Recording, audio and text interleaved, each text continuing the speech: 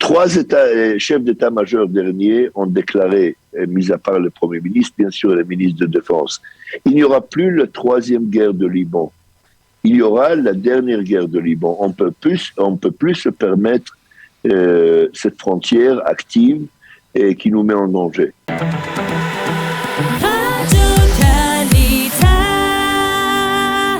Meir, bonjour Boker Tov. Bonjour Boker Tov.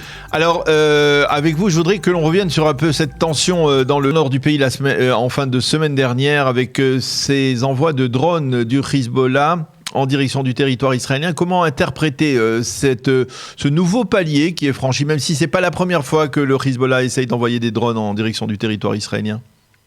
Oui, vous savez, d'abord, il n'y a rien de nouveau. Ils envoient des centaines de drones le long de la frontière israélienne.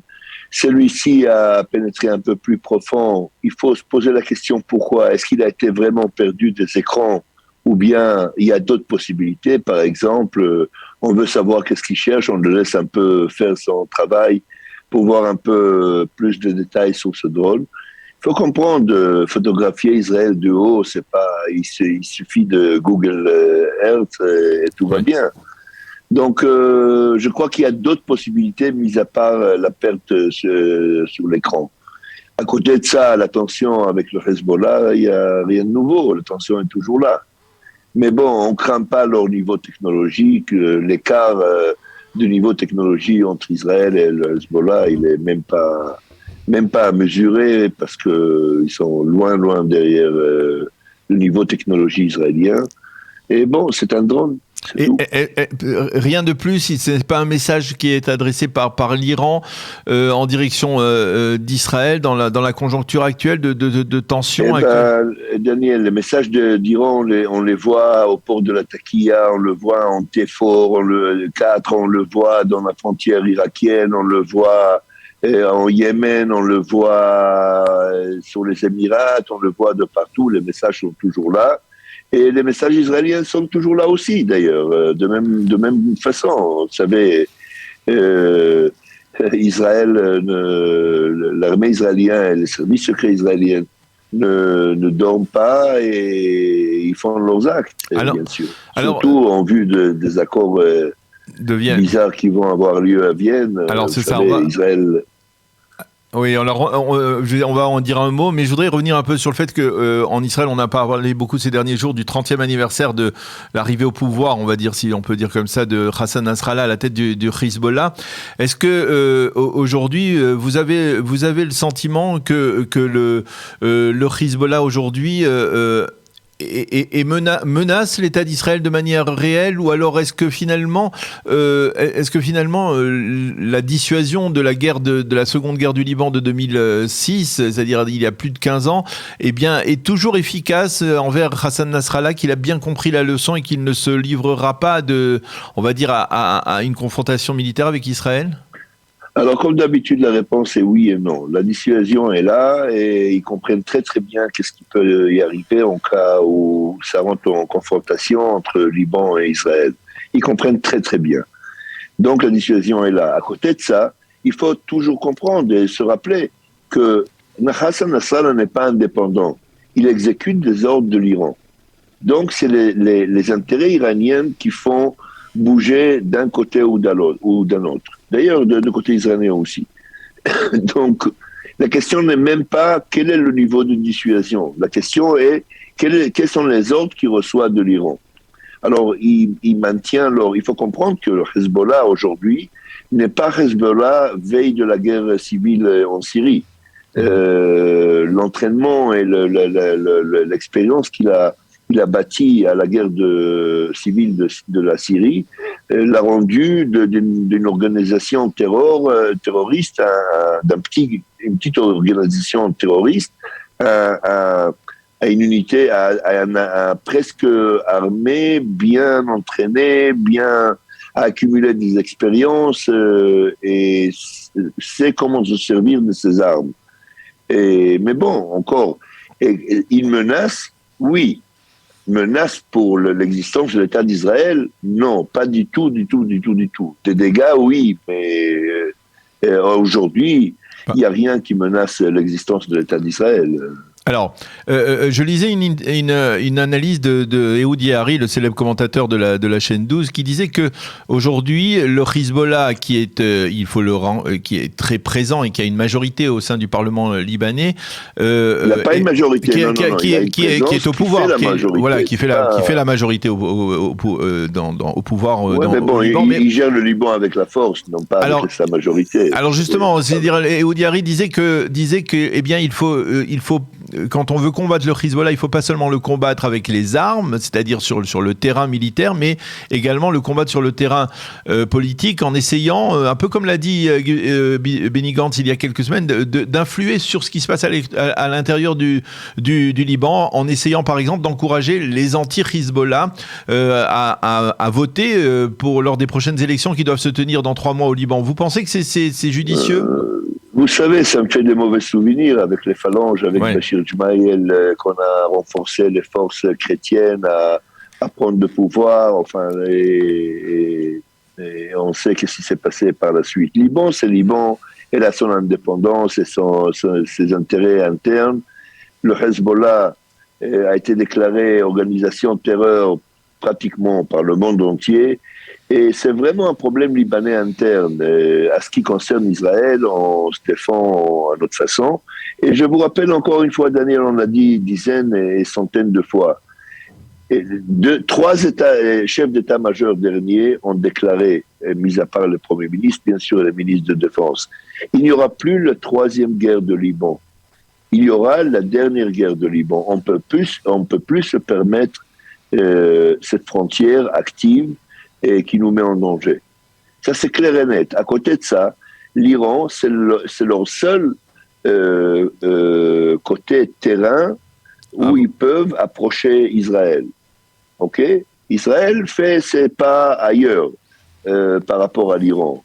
Les Iraniens, leur seul moyen d'approcher Israël par voie terrestre, c'est par le Liban et par son convoi de Hassan Nasrallah, qui n'a rien à voir avec ses intérêts libanais. Okay, il s'en fout royalement de son peuple et de son pays. Il exécute à 100% les ordres des Iraniens, point à la ligne. Alors, justement, à propos de cet accord qui est en train de se tramer à Vienne, hier soir, Naftali Bennett a révélé, on va dire, certaines des clauses problématiques de cet accord, mais il n'a pas mentionné une clause que l'on aurait pensé pouvoir se trouver dans l'accord, c'est ce qui se rapporte à la présence iranienne en Syrie. Apparemment, ça ne figure pas, à moins qu'il y ait des changements. Est-ce que vous avez le sentiment que de ce point de vue-là, eh bien, on revient à l'accord de Vienne de 2015 qui ne mentionne pas du tout justement la nécessité, on va dire, de neutraliser la présence iranienne en Syrie? Vous savez, la présence iranienne en Syrie, on connaît très bien les réactions israéliennes depuis ces 7 dernières années et qui ont bien réussi d'ailleurs. On a accumulé là-bas un grand succès. Aujourd'hui, l'infrastructure iranienne, elle est minimale en Syrie. Il faut dire que les Syriens eux-mêmes sont las de cette présence et à l'aide des Russes font pas mal des pas pour éliminer, pour au moins minimaliser leur présence sur place. Mais est-ce que la présence iranienne en Syrie, c'est le seul problème? Non. Les Iraniens sont un peu partout. Ils sont en Yémen, qui est devenu un point très, très, très, très sensible pour le monde, surtout pour les Émirats et l'Arabie Saoudite. Et ils font des efforts et très, très, très, très, très, disons, très actifs à s'installer un peu partout dans la région. Et grâce à Dieu, Israël arrive à faire ses contrepas. À côté de ça, on ne sait pas vraiment ce qui se passe dans les accords de Vienne. Mais j'attire votre attention, Daniel, à un point qui commence à s'installer un peu partout. Regardez un peu les réactions des Émirats, l'Arabie Saoudite, les pays africains en bord de la mer Rouge. La plupart des pays commencent à se douter de l'assistance et de l'aide américaine et surtout en vue de ces négociations forcées qui est vraiment une violation extraordinaire. Apparemment, on ne sait pas ce qui se passe à l'intérieur, mais bon. Et tout le monde doit se préparer d'abord à défendre leurs propres intérêts. Israël défendra toujours ses intérêts à sa façon. Deuxièmement, à une Iran qui est beaucoup plus renforcée par des capitaux qui vont être libérés, des dizaines de milliards, et surtout le commerce d'huile de pétrole qui va commencer à être régulé, donc ils pourront vendre ça au prix réel. Tout ça nous met face à une situation un peu extrême dont toute la région doit prendre ses précautions. Et compter sur les États-Unis, ça commence à joindre des points d'interrogation un peu partout. Alors, je ne sais pas si on peut faire un lien, et si vous voyez un lien entre ce qui se passe à la frontière entre l'Ukraine et la Russie et ce qui se passe dans notre région. Certains font ce lien, affirment qu'il y a... Bien sûr, facilement. Alors, expliquez-nous quel est le lien. Quel est le lien ? Vous savez, il y a un problème très très important. On ne rentrera pas dans ce sujet, mais je le dis comme ça en 2 mots. Je ne suis pas là pour interpréter politiquement. Mais sur le point de vue militaire, il faut dire quelque chose de très simple que personne ne le dit. Poutine a raison. Il a raison par le fait qu'il refuse à ce qu'il y aura une possibilité que des missiles américains seront installés sur le sol ukrainien. Est-ce que c'est son seul intérêt ? C'est sûr que non. Est-ce que c'est la seule réaction qu'il doit faire ? Bien sûr que non. Mais le fait est là. Ukraine veut s'approcher de NATO et ça veut dire qu'il y aura une installation américaine et européenne sur le sol ukrainien en face de la Russie. Je ne vais pas vous rappeler ce qui s'est passé dans les années 60 lorsque les Russes ont menacé d'approcher des missiles en Cuba. Donc, il faut comprendre que sur le fond, sur la question de fond, Poutine a raison. Comment il réagit, c'est un autre problème. Mais le monde entier regarde, choqué d'ailleurs, de la réaction américaine. Qu'est-ce qu'ils disent les Américains ? On va vous couper de services bancaires, on va installer des sanctions économiques, chose qui est faite déjà depuis 7-8 ans, 5 ans, pardon, depuis le raid de Crimée. Alors, vous savez, le monde, et comment ça agit sur notre région ?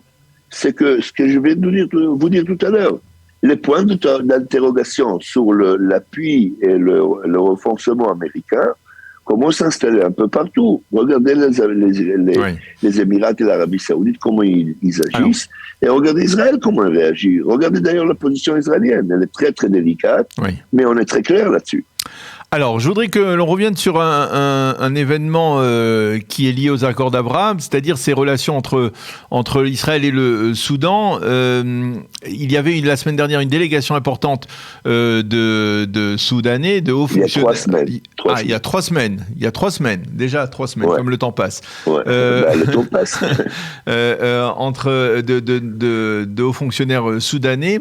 Est-ce que vous les avez rencontrés ? Est-ce que vous pouvez nous dire un peu de quel était le but de leur visite ? Vous savez, depuis le coup d'État au Soudan, qui, grâce à Dieu, est arrivé au bon moment, parce que ça a été question de très peu de temps que le gouvernement précédent aurait réinstallé les Iraniens au Soudan. D'ailleurs, qui a été la grande raison pourquoi les Soudanais ont retardé de signer l'accord d'Abraham, ou disons, d'exécuter les accords d'Abraham. Et ce procédé a été arrêté. Et la visite en Israël était plutôt une visite de hauts personnages militaires et non pas politiques. Mais aujourd'hui, le gouvernement est géré par l'armée. Donc, c'était eux qui devaient négocier de tous les points de vue. Et comme je vous ai dit tout à l'heure, Israël cherchera et trouve des points de terre un peu partout autour, parce qu'on a compris que la présence physique, disons que Israël voudra avoir un pied-à-terre aux Émirats. C'est très dangereux pour les Émirats, c'est très dangereux pour Israël, parce qu'ils sont à 15 minutes de l'Iran. La réaction n'est pas n'est pas efficace, assez efficace, à moins qu'on envoie toute l'armée israélienne là-bas, bien sûr. Donc, on devait chercher des points un peu plus stratégiques, un peu plus loin, mais qui gèrent aussi l'activité en Yémen, parce qu'aujourd'hui, il faut comprendre, les gens n'arrivent pas à comprendre. Aujourd'hui, on a une grande menace du côté du Yémen. Ils sont qu'à 1200-1300 km d'Israël. Alors, mais Meir, lorsque l'on dit que les Américains étaient intéressés à ce qu'Israël serve de médiateur entre les civils et les militaires au Soudan après le coup d'État... On n'est pas médiateur entre... Non, pas du tout. Il n'y a pas civils, vous savez, normalement, on a l'impression de croire, on croit que le côté militaire est plus radical, le côté civil est plus démocrate. Là, en Soudan, c'est le contraire, oui. C'est le côté civil qui a été radical et qui était pro-iranien, toujours d'ailleurs, ok. Et c'est le côté militaire qui était beaucoup plus logique et beaucoup plus démocrate. Le côté, on n'a pas servi comme médiateur, pas du tout. Mais Israël, c'était posée à Israël. Est-ce que on comprend la marche? On a eu notre renseignement et intelligence accumulée de la région.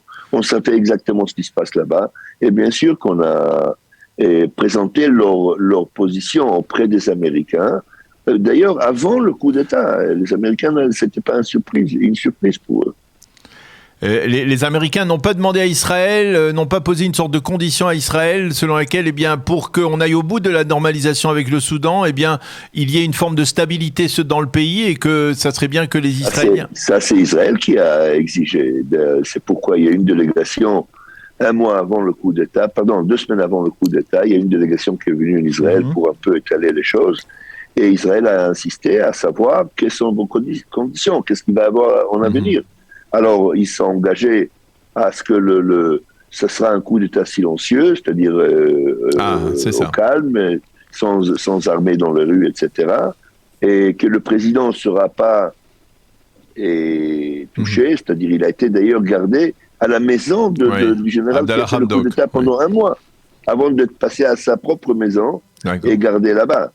Et tout le côté civil du gouvernement a été isolé, mais personne n'a été ni arrêté ni touché. Et ils sont engagés à faire des élections démocratiques jusqu'au 2023, choses qui sont déjà en marche. Et ils prennent pas mal de mesures. Et je sais personnellement quelles sont les mesures qu'ils prennent pour se préparer aux élections. Et ils font un travail extraordinaire d'ailleurs.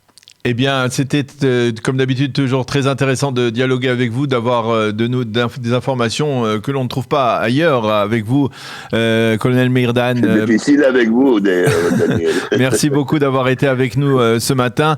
Merci, bonne journée, à bientôt. Shalom, shalom, Meir. Shalom, shalom. Bye.